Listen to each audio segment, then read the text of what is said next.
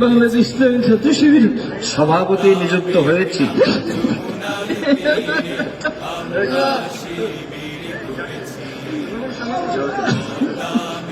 সভাপতি নিযুক্ত হয়েছি। বলো পর আর একটু করতে শুনতে হবে তো, শপথ তো এটা। সভাপতি নিযুক্ত হয়েছি আল্লাহ রাব্বুল আলামিনকে আল্লাহ রাব্বুল আলামিনকে সাক্ষী রেখে ওয়াদা করছি যে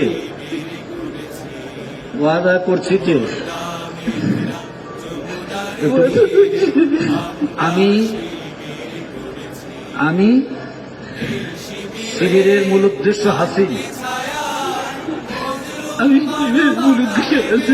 ও কর্মসূচির পরিপূর্ণতা বিধানকেই আমার সর্বপ্রধান কর্তব্য বলে মনে করব। নিজে শিবিরের সংবিধান মেনে চলব এবং এর ভিত্তিতে শিবিরের শৃঙ্খলা বজায় রাখতে